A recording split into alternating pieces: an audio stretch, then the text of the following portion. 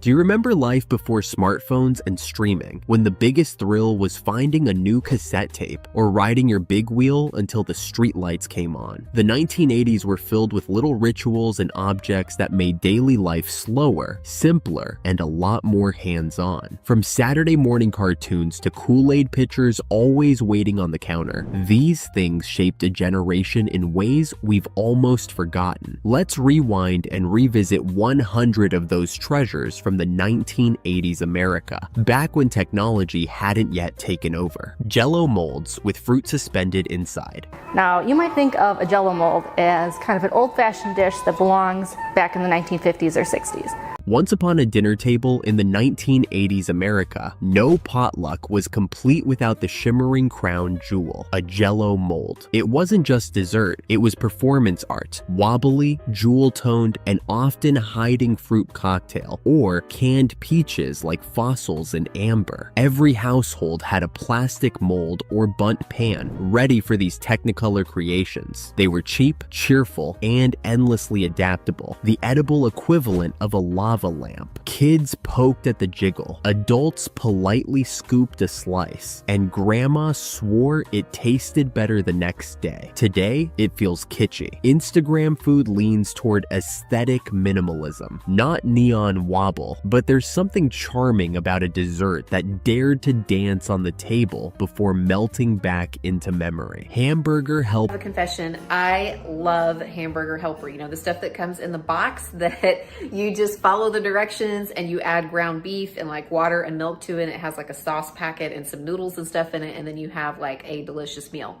In the 1980s, few sounds were as comforting as the sizzle of ground beef in a skillet, soon to be joined by a cardboard box with a cartoon glove on the front. Hamburger Helper. For busy parents, it was salvation in powdered form. A single pound of hamburger, a splash of milk, and suddenly you had a bubbling pan of creamy noodles or cheesy rice that stretched to feed the whole family. It wasn't glamorous, but it was hearty, budget-friendly, and, let's be honest, pretty tasty after soccer practice or a long shift at work. The little white glove practically became part of the family, promising dinner in under 30 minutes. Today, meal kits arrive in glossy boxes, but Hamburger Helper was the original weeknight hack, turning simple pantry staples into comfort food. It was proof that sometimes all you need is one pan, 1 pound, and a little powdered magic. Foil tray TV dinners. Before microwaves conquered the kitchen, the height of convenience came wrapped in shiny foil trays, the classic TV dinner. In the 1980s America, these frozen feasts were more than just food. They were permission to skip the fuss of cooking and settle into the glow of the living room screen. Each compartment held its own surprise. Meatloaf or fried chicken in one corner, mashed potatoes in another, a tiny square of brownie that somehow baked right alongside peas and carrots. The foil tray went straight into the oven, filling the house with a smell both comforting and vaguely artificial. Families loved them because they were quick, cheap, and made every night feel like a special occasion in front of Dallas or the A-Team. Today's microwavable trays are faster, but they've lost that ritual of waiting. The anticipation as dinner slowly browned behind the oven door while the TV hummed on. Kool-Aid in big plastic pitchers. If childhood in 1980s America had a flavor, it was Kool-Aid. Bright, sugary, and mixed in oversized plastic pitchers that never seemed to leave the counter. The ritual was always the same. Rip open the packet, dump the neon powder, add a scandalous scoop of sugar, and stir until the spoon gleamed like it had been dipped in jewels. Cherry, grape, tropical punch. Each flavor left kids with Technicolor mustaches. Parents loved it because it was cheap. Kids loved it because it tasted like liquid candy. With the Kool-Aid man bursting through walls, every sip felt like a sugary superhero moment. Tang powdered drink mix. Tang was more than just a drink in the 1980s America. It was a cultural icon disguised as orange powder in a squat plastic plastic jar. Originally marketed as the drink of astronauts, thanks to NASA's Gemini missions, Tang carried with it the promise of space-age cool, even if it mostly ended up in suburban kitchens. The preparation was a tiny ritual. A few spoonfuls of the bright powder scooped into a pitcher, water swirling until it transformed into a glowing orange liquid that tasted vaguely of citrus and entirely of sugar. Kids loved it because it felt like drinking rocket fuel. Parents loved it because it was cheap, shelf-stable, and ready in seconds. Sure, the flavor was more laboratory orange than fresh squeezed, but no one cared. Today, with endless sports drinks and seltzers lining the shelves, Tang feels like a relic of optimism, an instant mix that once promised the future in a glass. Crock-pots simmering all day. In the 1980s America, the crock-pot was the quiet hero of the kitchen, humming along while families went about their day. Long before slow living was trendy, it transformed cheap cuts and canned soup into bubbling stews or tender roasts by dinner time. Toss in meat, vegetables, and cream of something, and hours later, the house was filled with a scent that drifted through hallways and clung to school bags. For busy parents, it was a lifesaver. Dinner cooked itself. Potlucks, weeknights, or Sundays, the crock pot delivered comfort. Today, instant pots and air fryers rule, but nothing matches that patient simmer promising a warm, waiting meal. Pudding pops. In the freezer aisle of 1980s America, tucked between the fudgesicles and neon-colored popsicles, lived a treat that felt like pure luxury: pudding pops. They were exactly what the name promised: frozen pudding on a stick. But to kids, they tasted like summer magic. Creamier than ice cream, yet lighter than a chocolate bar, they came in classic flavors like chocolate, vanilla, or the irresistible swirl. Pulling one from its crinkly wrapper was a small thrill, the cool sweetness melting slowly, leaving behind that unmistakable pudding texture even in frozen form. Parents approved because they seemed just a touch more wholesome than candy, while kids adored them because they turned an ordinary afternoon into a mini celebration. Though they eventually disappeared from shelves, pudding pops remain lodged in memory as the perfect mix of simple indulgence and childhood joy, a frozen reminder of a decade that loved its desserts big and bold. Cabbage Patch cereal. Yes, it existed briefly. In the 1980s, when Cabbage Patch Kids dolls caused shopping riots and adoption certificates were treasured like gold, it was only a matter of time before the craze leapt into the breakfast aisle. Enter Cabbage Patch cereal, a short-lived but unforgettable attempt to bottle that mania into a bowl. The cereal itself was unimpressive, sweet, crunchy little shapes that tasted suspiciously like half a dozen other sugary brands. But the box was the real star. Brightly colored and stamped with smiling doll faces, it promised kids a chance to connect with their beloved toys before school. Some boxes even came with collectible cutouts or send-away offers. Parents sighed, kids begged, and the marketing machine thrived, at least briefly. Today, it feels absurd. Dolls inspiring breakfast food, but in the sugar-coated world of 1980s marketing, it made perfect sense. Cabbage Patch cereal remains a quirky footnote in both toy and cereal history. Microwave popcorn in foil. Jiffy Pop domes. Before sleek microwave bags became the norm, there was the mesmerizing ritual of Jiffy Pop. In the 1980s America, the shiny foil pan was as much entertainment as snack. You'd shake it over the stove, listening to the first few pops before the lid swelled like a silver balloon, puffing with every kernel's explosion. Kids gathered around, hypnotized by the growing dome, while parents warned not to burn it. The smell filled the kitchen, half buttery heaven, half scorched risk, and the payoff was tearing open that foil to reveal fresh popcorn you made yourself. Today's microwave bags are faster, but they've lost the drama. Jiffy Pop wasn't just popcorn, it was a performance, a kitchen fireworks show in miniature. Margarine tubs, reused for leftovers. In 1980s kitchens, margarine tubs lived a secret second life. Once the spread was gone, those squat yellow containers never headed to the trash. They became the universal vessel for leftovers. Open the fridge, and you might find last night's spaghetti, half a cup of green beans, or even grandma's chili hiding under a lid that still read Country Crock. It was the original eco-friendly hack, long before recycling bins and sustainability buzzwords. Of course, it also led to heartbreak when you expected butter for your toast but uncovered cold meatloaf instead. Still, those tubs represented thrift, resourcefulness, and a kind of humble practicality. They were a symbol of kitchens that wasted nothing and stretched everything, one scoop at a time. Wood-paneled walls. Step into any 1980s American living room, and chances are the walls were covered in wood paneling, dark, shiny sheets that made every house feel like a cozy cabin, or, depending on your taste, a slightly claustrophobic den. It was affordable, easy to install, and promised instant warmth, though often it looked more like plastic pretending to be lumber. Families decorated right over it, hanging framed school portraits and cuckoo clocks, while shag carpet and heavy drapes completed the mood. For kids, those grooves in the paneling made perfect racetracks for toy cars. For parents, it was simply what houses looked like. Today, paneling is remembered with a mix of horror and fondness, the unmistakable backdrop of countless home movies and Polaroids. Console televisions, furniture-sized. In the 1980s America, the television wasn't just an appliance, it was furniture. Console TVs were massive wooden boxes that doubled as living room centerpieces, complete with sliding doors, faux wood trim, and enough weight to make moving day a nightmare. Families gathered around these glowing giants to watch sitcoms, Saturday morning cartoons, or the evening news, adjusting rabbit ear antennas until the static gave way to a clear picture. They weren't sleek or portable, they were permanent fixtures, often topped with family photos, knickknacks, or even another smaller TV when technology advanced. Compared to today's flat screens, console TVs seem clunky, but back then they represented modern luxury. They made the living room feel like a theater, right down to the creaky wooden cabinet. Rabbit ear antennas with foil extensions. Before streaming and high-definition cable, watching TV in 1980s, America often meant wrestling with rabbit ear antennas perched on top of the set. Two skinny metal rods stuck out like insect feelers, forever being bent, twisted, and repositioned in search of a clear picture. Sometimes the signal was stubborn, so out came the secret weapon, aluminum foil. Wrapping the tips in shiny foil felt like wizardry, instantly boosting reception, or at least convincing you it did. Family members became part of the equation too. One person frozen mid-pose, holding the antenna, while everyone else yelled, "Don't move." It was equal parts frustration and triumph. Today, it's laughable, but those tin foil hacks were the original Wi-Fi fixes, bringing sitcoms and cartoons into focus. TV Guide magazine. In the 1980s America, before streaming menus and endless scrolling, TV Guide was the oracle of the living room. Each week, families grabbed the pocket-sized magazine at the grocery store, eager to flip through its grids of programming and glossy features on sitcom stars. Parents circled primetime specials and holiday classics, while kids plotted Saturday morning cartoon marathons. It even offered crossword puzzles for commercial breaks. The real magic was the anticipation. You didn't stumble on shows, you planned for them. Today, algorithms suggest what to watch instantly, but TV Guide gave television a ritual, turning every week's viewing into an event. Remotes with just a few chunky buttons. In the 1980s America, television remotes were sturdy little bricks with only a handful of oversized buttons. Power, volume, channel up, channel down, and maybe mute if you were lucky. They clicked loudly with each press, a satisfying clunk that felt mechanical compared to today's whisper-light touchscreens. Families treated them like treasure because losing the remote meant hauling yourself off the couch to twist the channel knob by hand. Kids often doubled as human remotes, ordered to flip between sitcoms and football games. There were no voice commands, no endless rows of apps, just the simple thrill of not having to get up. Those chunky remotes symbolized convenience in its earliest stage, proof that technology was inching closer to pure living room laziness. Ashtrays on coffee tables. In the 1980s America, no living room felt complete without an ashtray on the coffee table, as ordinary as a remote or a coaster. They came in glass, ceramic, or souvenir styles, doubling as decor when not in use. Smoking was woven into daily life, after dinner, during TV shows, or while guests visited, so the ashtray was always ready, sometimes holding a faint curl of smoke from a forgotten cigarette. Kids were warned not to touch them, though many secretly swirled the ashes. Today, ashtrays as decor feel strange, but back then they were fixtures, silent markers of an era steeped in smoke. Rotary phones hanging in the kitchen. In the 1980s America, the kitchen wall phone was a fixture, often a cheerful harvest gold or avocado green, complete with a spiral cord that stretched across the room like a tripwire. The rotary dial required patience, each number clicking satisfyingly as the wheel spun back into place. Calling a friend wasn't instant. You had to commit to dialing, and heaven help you if the number had too many nines. Families shared one line, so private conversations usually meant whispering while siblings giggled nearby.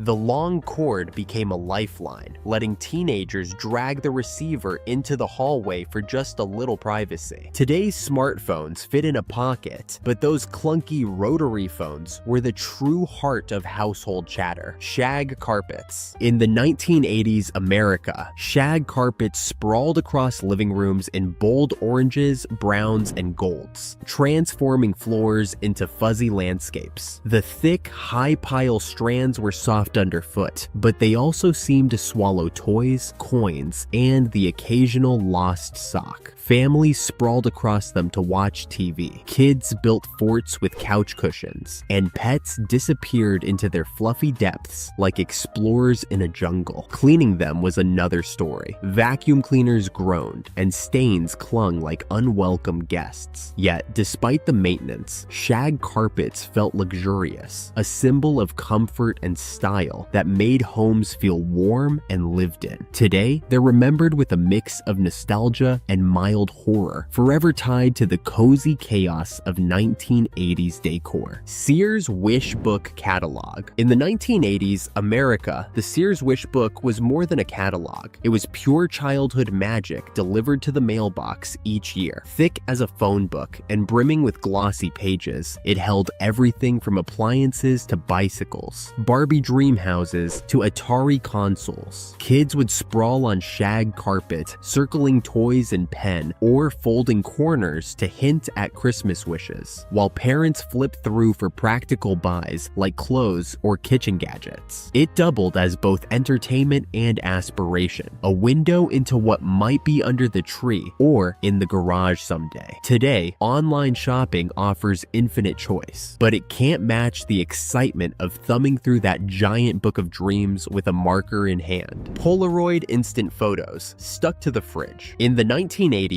America, the family fridge often doubled as a gallery, with Polaroid instant photos proudly on display. With a click and a whir, a square picture slid out and slowly developed as everyone leaned in to watch the image appear. Birthdays, barbecues, and first days of school all lived in that soft, hazy glow unique to Polaroids. Magnets held them in place, their edges curling, but their memories intact. Unlike today's endless camera rolls, each Polaroid was a one-shot treasure. Walking into a kitchen and seeing those candid snapshots felt like stepping into a family scrapbook that never closed. Acid wash jeans. In the 1980s America, acid wash jeans were the ultimate fashion statement, straddling the line between rebellious and mainstream. With their mottled, almost tie-dye look, they stood out in hallways, roller rinks, and shopping malls, instantly marking the wearer as on trend. Born from a process that literally stripped the denim with bleach or pumice stones, they carried an edge of DIY punk, even as they filled racks at department stores. Teens paired them with oversized sweaters, neon windbreakers, or leather jackets, while rock stars turned them into stage uniforms. They were stiff, often unflattering, and yet completely irresistible, the kind of clothing that demanded attention. Today, acid wash resurfaces occasionally as retro chic, but nothing matches its bold, brash glory during during the 1980s. Members-only jackets. In the 1980s, America, nothing said cool quite like slipping on a members-only jacket. With its signature epaulets, narrow collar strap, and logo stitched proudly on the chest, it was more than outerwear. It was a status symbol. Celebrities, newscasters, and even politicians wore them, which only fueled the craze. For teens, owning one meant instant credibility in the school hallways, a way to project effortless style without saying a word. The jackets came in a rainbow of colors, from sleek black to bold red, and were lightweight enough to wear year-round. Today, they feel like a fashion time capsule, equal parts iconic and kitschy, but in the 1980s, they were the ultimate shorthand for confidence, swagger, and belonging. Shoulder pads. In the 1980s, America, shoulder pads weren't just a fashion trend. They were a cultural statement. Sewn into blouses, blazers, and even casual sweaters, they squared off silhouettes and made wearers look ready to conquer boardrooms or nightclubs alike. Inspired by power dressing, shoulder pads symbolized ambition and confidence, especially for women breaking into spaces once dominated by men.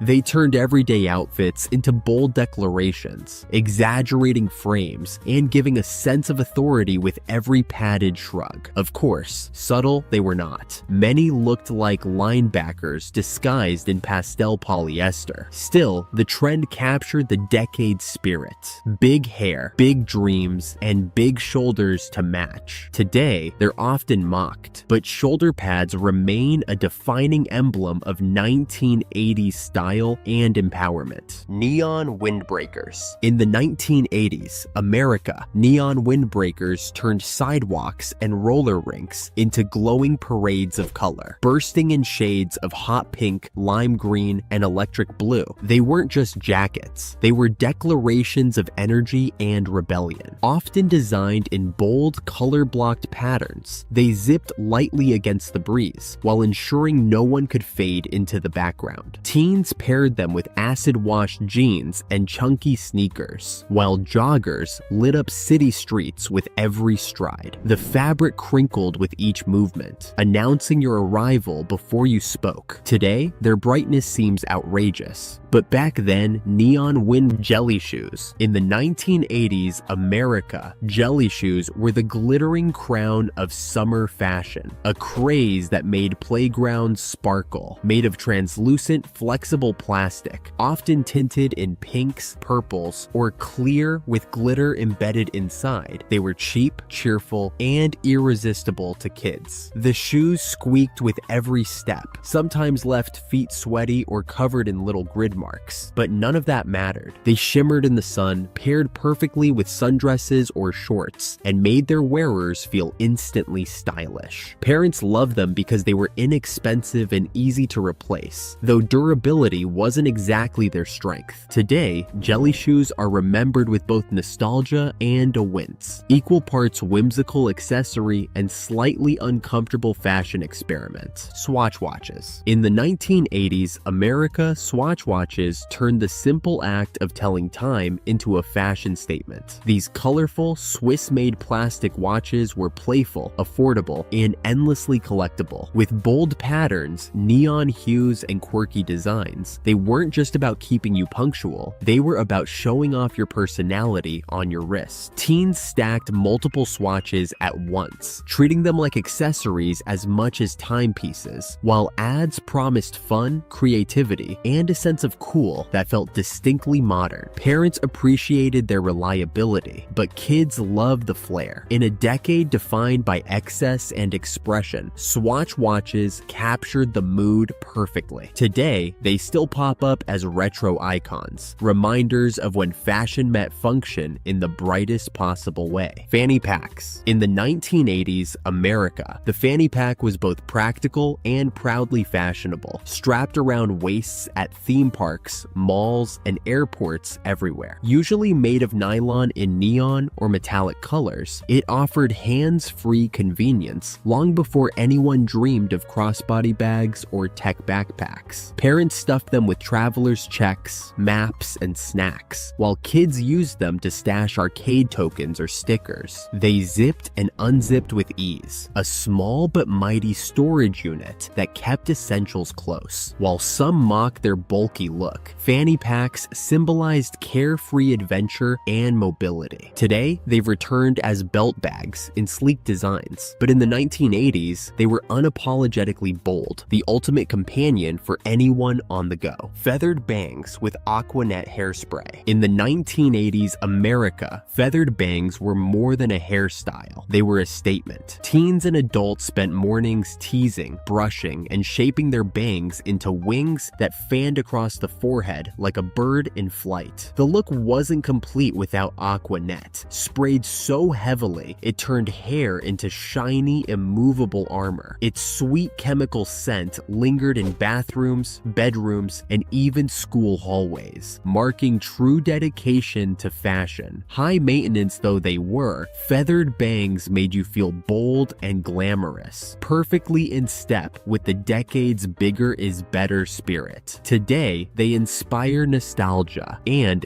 disbelief at all that hairspray. Parachute pants. In the 1980s America, parachute pants were the ultimate nod to street style, born from breakdancing culture and quickly spreading to suburban malls and school hallways. Made of shiny nylon with zippers running up the legs, they were lightweight, swishy, and made every step sound like a rhythmic beat. Kids wore them to practice their best moonwalk or windmill moves, while others simply liked the futuristic look that felt ripped straight from a music video. They weren't exactly practical, hot in the summer, drafty in the winter, but style trumped comfort in a decade obsessed with standing out. Today, they're remembered as delightfully over the top, the kind of fashion only the bold embraced, and proof that in the 80s, even pants could dance. Friendship pins on sneakers. In the 1980s, America, friendship pins turned ordinary sneakers into little canvases of connection, made from tiny safety pins threaded with colorful beads. These handmade tokens were exchanged between friends and carefully fastened onto shoelaces. The more pins you collected, the more your sneakers jingled with meaning, each one representing a bond, a memory, or simply a cool design from a classmate. Crafting them was its own ritual. Beads spread across the table, fingers fumbling to create the perfect pattern before gifting it away. Unlike store-bought jewelry, friendship pins carried the charm of effort and intention. Today, they might seem small and simple, but back then, they were badges of loyalty, proudly displayed with every step across the playground pavement. Trapper keepers. In the 1980s America, the Trapper Keeper was the crown jewel of school supplies, a binder that felt more like a personal treasure chest. With its Velcro flap, plastic pockets, and flashy covers, often splashed with neon graphics, rainbows, or geometric designs, it turned organization into a status symbol. Kids proudly snapped theirs open in class, sliding papers neatly into Trapper folders, while classmates admired the design. It wasn't just about keeping homework tidy, it was about identity, a way to show off personality without saying a word. Of course, the Velcro ripping open in a quiet classroom was its own soundtrack. Today, with tablets and laptops replacing paper, Trapper Keepers are remembered as icons of analog school life, equal parts practical and stylish. Lisa Frank folders, late 80s. In the late 1980s, Lisa Frank folders exploded into classrooms like rainbows on paper, covered in neon dolphins, unicorns, pandas, and tigers framed by stars and hearts. They transformed ordinary school supplies into dazzling works of art. Kids who carried them instantly stood out, their desks glowing with color in a sea of plain binders. More than just functional, they were little bursts of personality slipped between math homework and spelling lists. Collecting designs became an obsession, each brighter and bolder than the last. Today, Lisa Frank endures as a nostalgic symbol of childhood joy, proof that even homework could sparkle. Overhead projectors. In the 1980s America, classrooms glowed with the hum and whir of overhead projectors, those bulky machines that turned clear plastic sheets into giant lessons on the wall. Teachers would scribble pencil notes with smelly markers on transparencies, their handwriting magnified for all to see. The fan buzzed, the bulb flickered, and sometimes the teacher's hand cast a giant shadow puppet that made the whole class giggle. For students, there was something mesmerizing about watching words or diagrams appear in glowing ink, sliding across the screen as the teacher shifted the sheet. They were clunky, noisy, and prone to overheating, but overhead projectors defined school days. Today's smart boards are sleek, but they lack that quirky magic of light, shadow, and squeaky transparency film. Film strips with the beep cue. In 1980s classrooms, film strips were the low-tech version of multimedia magic. Teachers threaded a roll of images into a projector, dimmed the lights, and suddenly the wall lit up with lessons or stories told frame by frame. A cassette tape provided narration, punctuated by the famous beep that signaled someone, teacher or lucky student, to click forward. The colors were faded, the pace was slow, but the ritual felt special, like a miniature movie day. Kids half listened, half anticipated the next beep, turning learning into suspense. Today's sleek PowerPoints may be faster, but nothing matches the nostalgic charm of that simple cue. Scholastic book fairs. In the 1980s America, few school days were as magical as the arrival of the Scholastic Book Fair. The library or gym would transform into a temporary bookstore, its tables piled high with shiny paperbacks, colorful posters, and the irresistible scent of new books. Kids clutched crumpled dollar bills from their parents, eager to pick out the latest choose-your-own-adventure or a Garfield collection. There were pencils topped with neon erasers, bookmarks with tassels, and sometimes novelty items that felt just as exciting as the books themselves. The fair wasn't only about reading, it was about independence, the thrill of choosing something for yourself. Today's online ordering can't replicate that rush of walking into a room filled with stories waiting to be claimed. Oregon Trail Computer Lab Day. In the 1980s America, few school days brought more excitement than Computer Lab, especially when it meant playing the Oregon Trail. Rows of bulky Apple II computers flickered on, transforming history into an adventure of survival. Students guided pixelated pioneers westward, fording rivers, hunting with clunky spacebar shots, and dreading the infamous line, "You have died of dysentery." The green and black graphics were simple, but the choices felt huge. Too much bacon, a broken wagon, a lost oxen. For many kids, it was their first taste of computers and interactive storytelling. Today's games are sleek and sprawling, but none rival the nostalgic magic of Oregon Trail. Cafeteria pizza rectangles. In the 1980s America, no school lunch was more iconic than the cafeteria pizza rectangle. Served on plastic trays, these perfectly squared slices were more cardboard than crust, yet somehow legendary. The dough was thick and spongy, the tomato sauce sweet and minimal, and the cheese, often unmelted in spots, still managed to glue everything together. Kids lined up eagerly on pizza day, trading fruit cups or cookies just to score an extra slice. It wasn't gourmet, but it was dependable, a small beacon of joy in the weekly rotation of mystery meat and lukewarm vegetables. Today, students can choose from salad bars and sushi rolls, but those humble rectangles remain etched in memory as the taste of childhood, cafeteria-style comfort food. Hall passes the size of paddles. In 1980s schools, leaving class often meant carrying a hall pass so oversized it felt like wielding a plank of authority. Some were blocks of wood, others laminated cards, or even rulers with hall pass scrawled across them. They were impossible to hide, swinging awkwardly as kids made their way to the bathroom or nurse's office. For students, it was both embarrassing and empowering, a loud announcement that you were on official business. Teachers loved them because no one could pretend to forget. Today,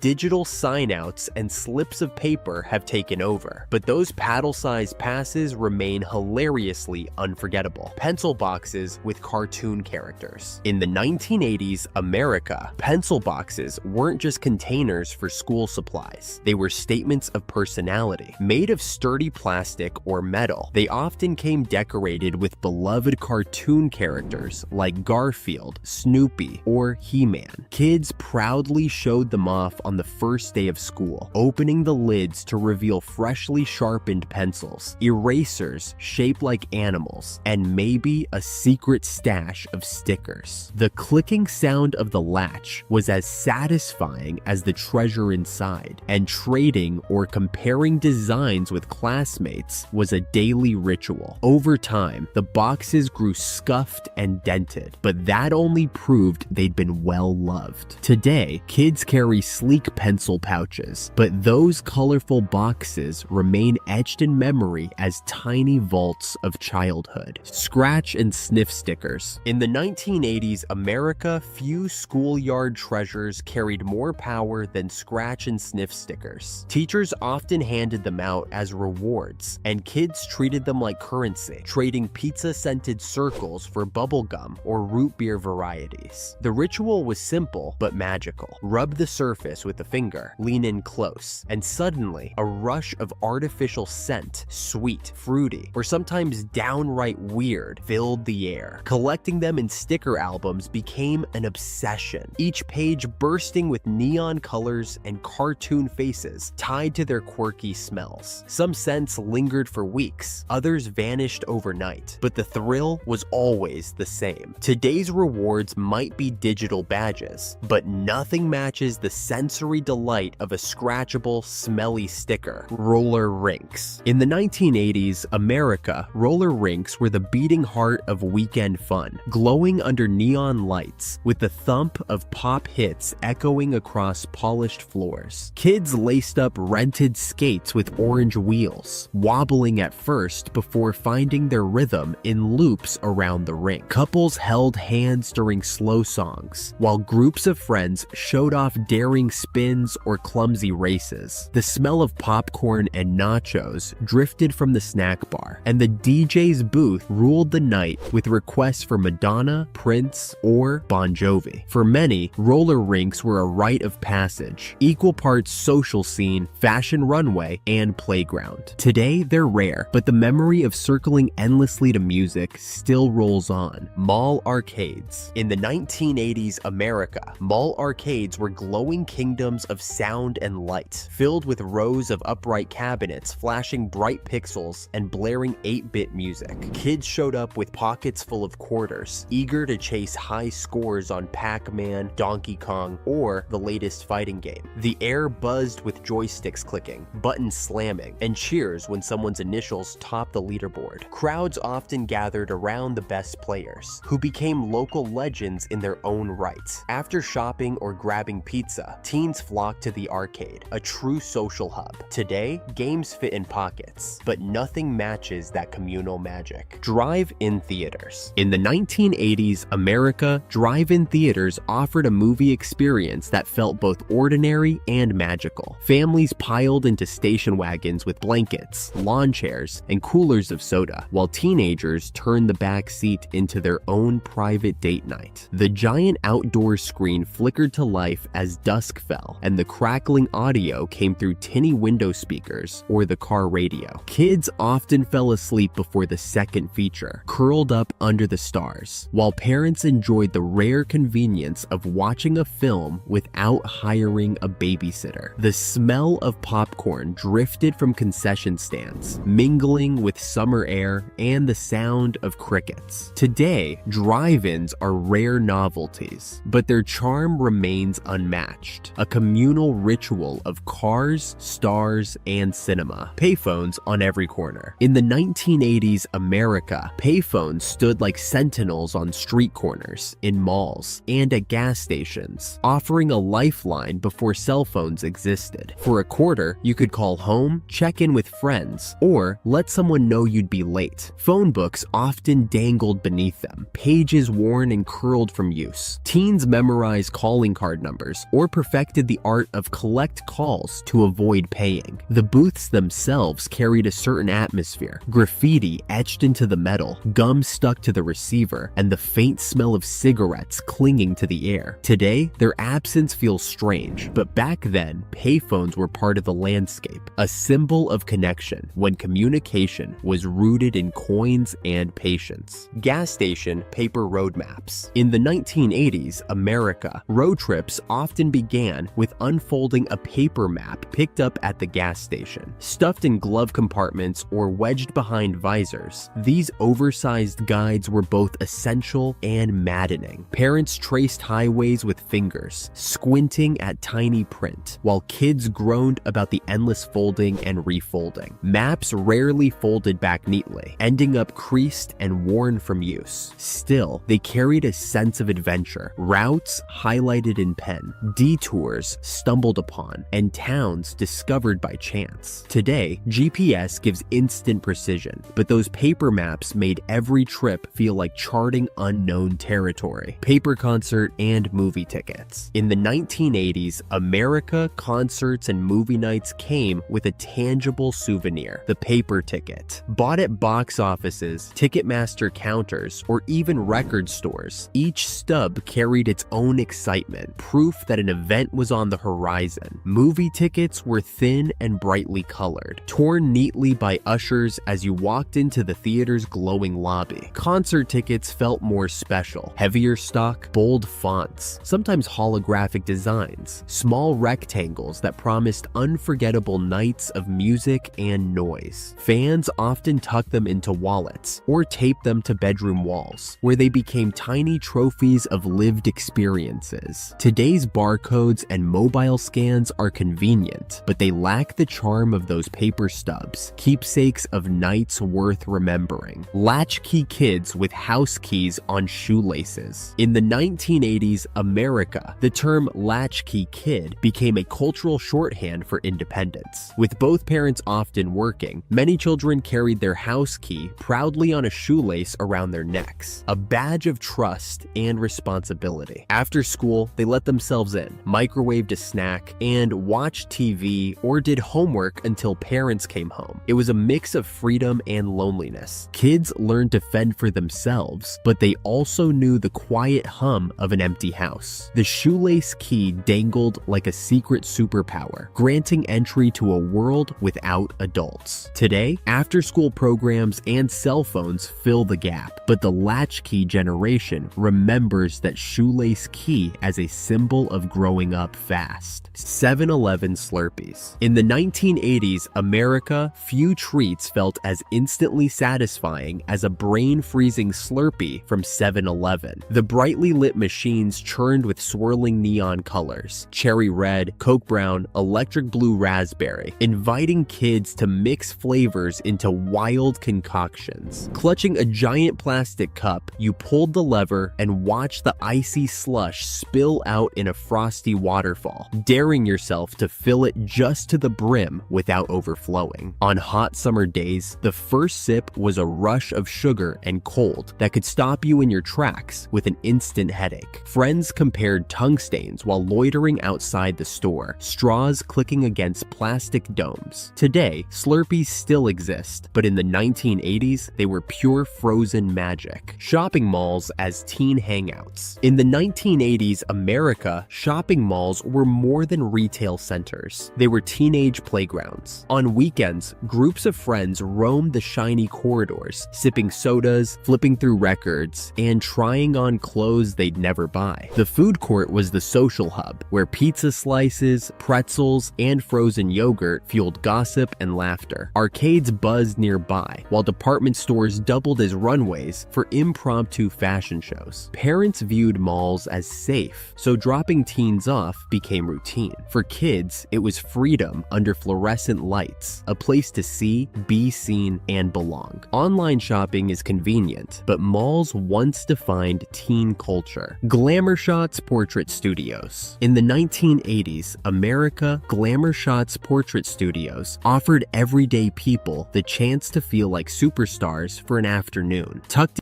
Tucked into malls, these studios transformed customers with teased hair, dramatic makeup, and glitzy outfits that screamed confidence. Sequined tops, feather boas, and leather jackets were popular props, while photographers coaxed sultry poses against smoky backdrops or neon-colored gradients. The finished portraits, often airbrushed to glossy perfection, were proudly framed or mailed to relatives as proof of one's glamorous alter ego. For many, it was part makeover, part fantasy, a chance to step out of ordinary life and into a magazine spread. Today, those portraits feel kitschy and over the top, but they remain treasured relics of 1980s mall culture and bold self-expression. Cassette tapes, rewound with a pencil. In the 1980s, America, cassette tapes were the soundtrack of daily life, spinning inside Walkmans, boomboxes, and car stereos. But with music came the inevitable snag, tape unraveling into a tangled mess. The low-tech fix? A trusty number, 2 pencil, slipped neatly into the cassette's reel. The pencil became a hand crank, smoothly winding the tape back into place with a few satisfying twists. Everyone knew the ritual, whether rescuing a favorite mixtape or prepping a borrowed album for another play. It was a small act of patience in a decade already buzzing with sound. Today, playlists shuffle endlessly with a tap, but nothing compares to the tactile charm of rescuing your music with nothing more than a pencil and persistence. Walkman with orange foam headphones. In the 1980s America, nothing screamed personal freedom quite like a Walkman clipped to your belt and a pair of bright orange foam headphones perched on your ears. Suddenly, music wasn't confined to living rooms or car stereos. It traveled with you, turning bus rides, jogs, and backyard hangouts into private concerts. The tinny sound quality and constant need to flip or rewind tapes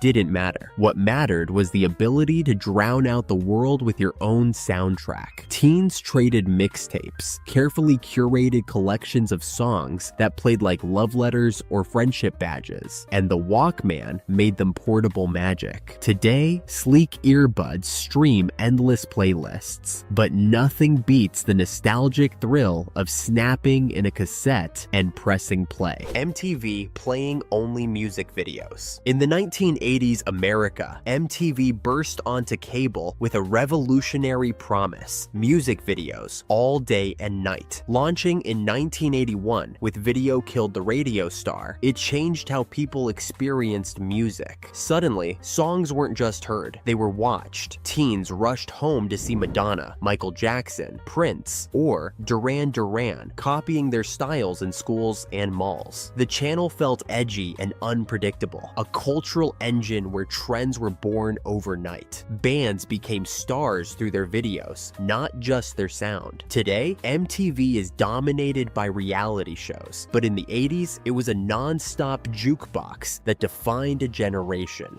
Boomboxes carried on shoulders. In the 1980s America, the boombox was more than a stereo. It was a badge of pride, a portable stage for personal taste. These massive radios, bristling with dials and twin cassette decks, were hoisted onto shoulders and cranked up loud enough to fill city blocks or playground courts. They blasted hip-hop, rock, or pop, turning sidewalks into dance floors and basketball games into music videos. Heavy and a little unwieldy, they demanded strength and confidence. But carrying one made you instantly visible, instantly cool. Batteries drained quickly, and neighbors sometimes groaned. But for many kids, the boombox was freedom, a soundtrack you controlled wherever you went. Today's Bluetooth speakers are sleek, but none carry the swagger of a boombox on your shoulder. VHS rental cards, Blockbuster, and mom-and-pop stores. In the 1980s America, movie night began not with a remote, but with a trip to the video store and a well-worn rental card. Blockbuster, with its bright blue and yellow logo and countless mom-and-pop shops across the country, required one of these little laminated cards to unlock shelves of VHS treasures. Families wandered the aisles debating between action flicks, comedies, or the latest horror release. The card clutched like a passport to entertainment. At checkout, clerks scanned it, slid tapes into plastic cases, and reminded you to rewind. Those cards carried history, late fees, favorite rentals, and Friday night rituals. Today, streaming queues hold infinite choices, but nothing replaces the excitement of handing over that rental card and walking out with a movie. Bootleg VHS concert tapes. In the 1980s, America, long before YouTube could serve up live shows with a click, bootleg VHS concert tapes were prized treasures for music fans. Usually grainy, shaky, and filmed from the back row with a camcorder smuggled past security, these tapes captured raw energy that official releases never did. Friends traded them like sacred currency, dubbing copies on dual VCRs and labeling them with messy handwriting. Owning one meant you had access to a piece of a band's magic, be it a legendary Springsteen set, a hair metal arena blowout, or a punk club gig that felt dangerous even on tape. Today, live performances are instantly streamed worldwide, but those bootleg VHS tapes carried the thrill of rarity, rebellion, and underground community.